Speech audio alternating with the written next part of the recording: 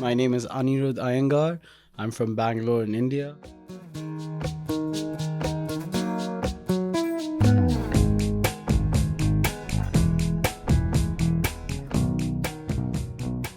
I'm currently doing my Bachelor's of Science in Engineering Physics here at Embry-Riddle Aeronautical University at Daytona Beach.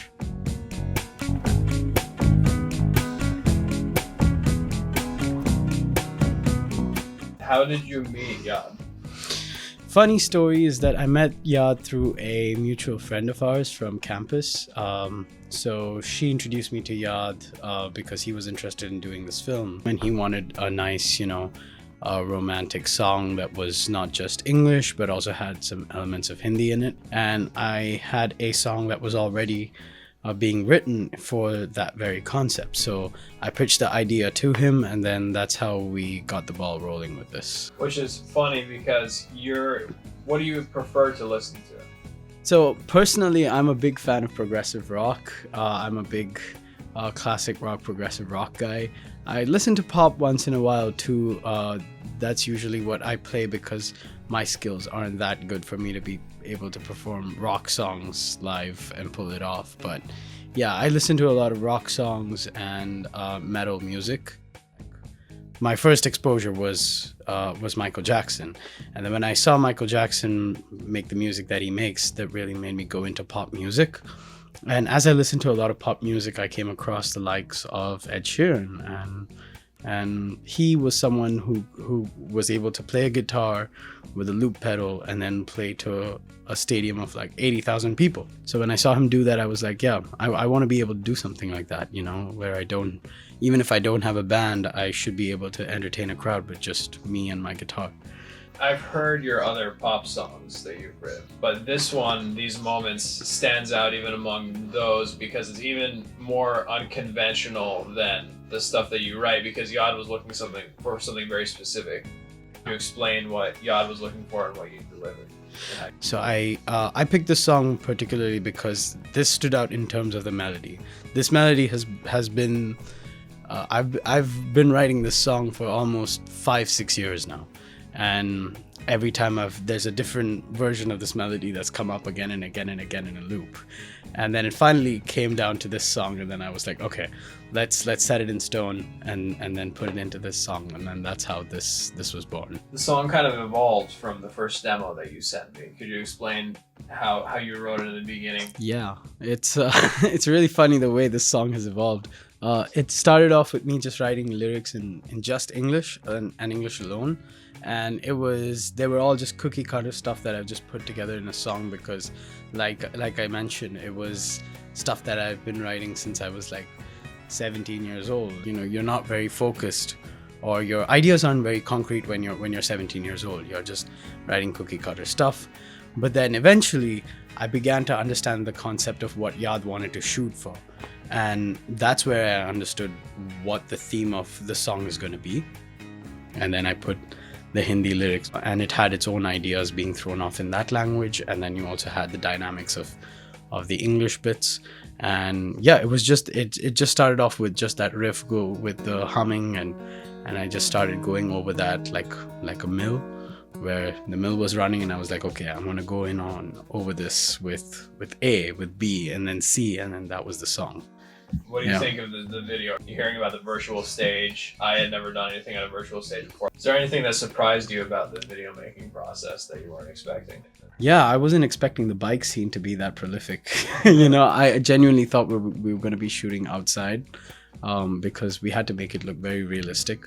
And like you mentioned, the virtual stage was a very new concept to me, because I'd heard of a virtual stage, but I didn't know exactly how it functions and how it works and how important it is until the day of the shoot, when we saw what we had to do with the bike and really shoot the wind blowing through your hair and getting the setting right, making sure the background lighting kind of matches your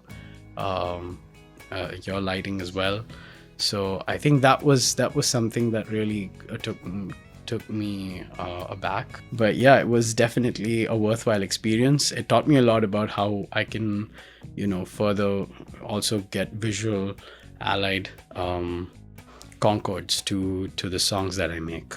And that was something that I really, really enjoyed.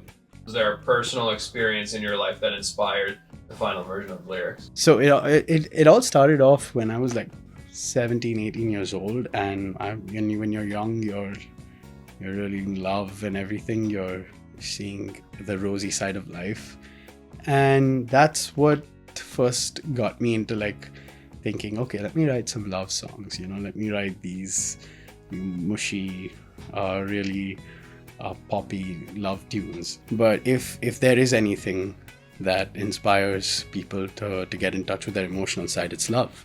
And I think that's what helped me when I was 17, 18, whatever years old, when I first started writing this song.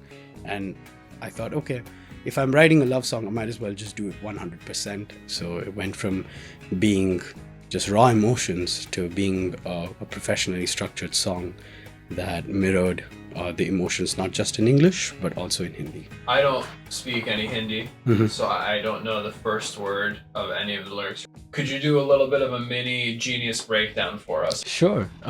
Yeah, so the first part of the song goes, Jaane kyun gaun mein jo bhi the khayal, which means I don't know why I'm singing all my thoughts out now.